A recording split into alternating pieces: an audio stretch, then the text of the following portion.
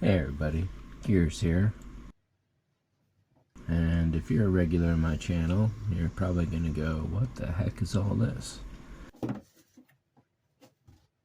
And if you're new to my channel, you're probably gonna be thinking, what the heck is all this?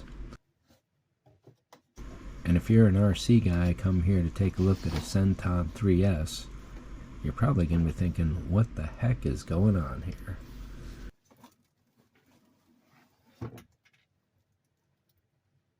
So those little red doodads there and loose in the box, those are excess. I had opened the box before and threw some stuff in here real quick. So I'm glad to get that out of the way at last. That's an awful big box to be dealing with, actually.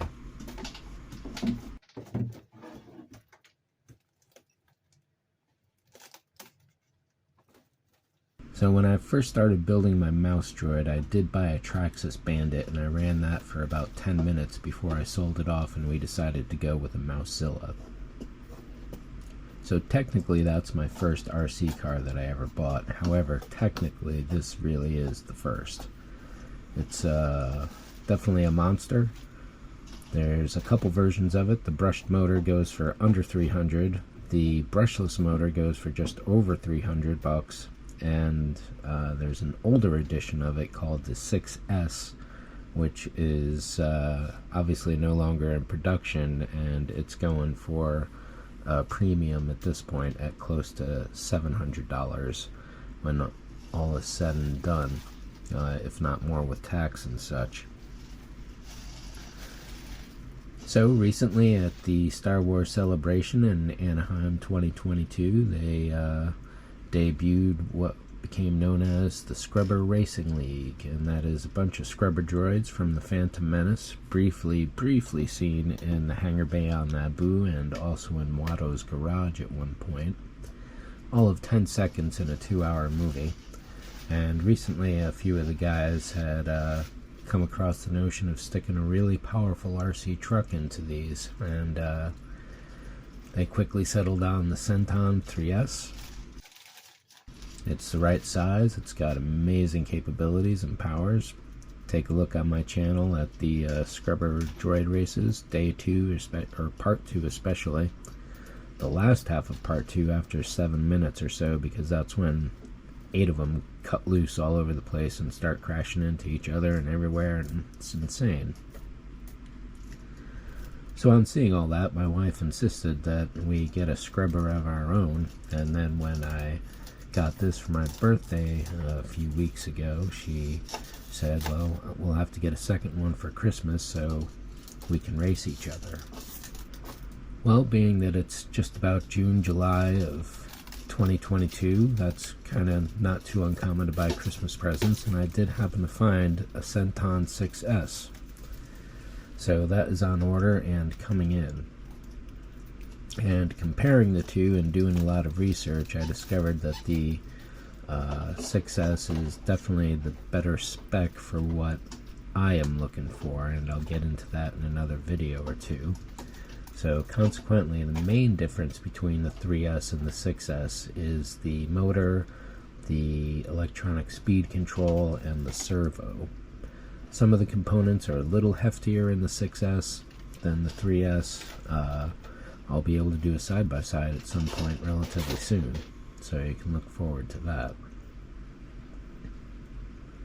But these new race cars are just unbelievable. I mean, the last time I would have seen any was the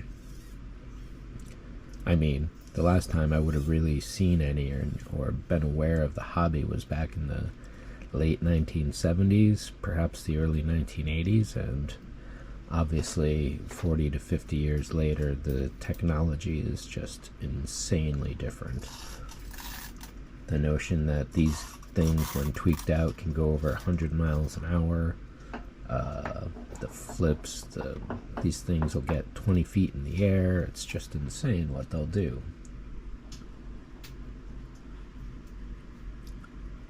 And their performance is just incredible. So you'll see in the video here, I'm playing with a Makita power tool there. And the idea is that rather than using the standard RC lipos, I'm going to be dropping my favorite Makitas into here so I can swap them between all my droids. There are some issues I'm going to have to deal with. We'll see how those go, and I'm looking into those now. There's not only a voltage issue, but also the ESC will have its own proprietary issues, and we'll dig into that stuff in another video or two. So talking with the SRL guys, one or two of them have had tremendous luck and had no broken parts whatsoever, while a few of the other guys running at the same time under the same conditions have broken several parts. So my wife and I have discussed it, and we're going to leave these relatively stock until parts start breaking. So once the arms break, once this breaks, once that breaks, then we'll upgrade to probably aluminum parts. The shocks will definitely be an early upgrade. The wheels, we definitely need a second set of those for indoor and outdoor driving.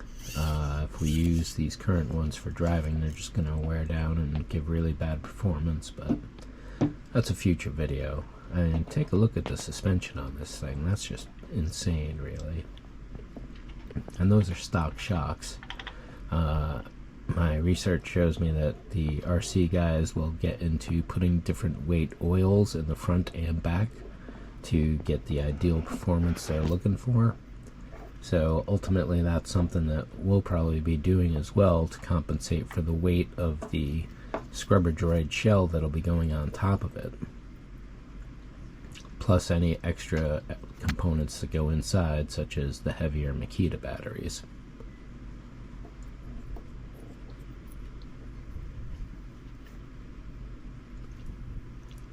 So I think I mentioned previously that I've got the upgraded motor, ESC, and servo in hand, and I think that'll probably be the next video, is taking a look at all of that. So thanks for watching. See ya.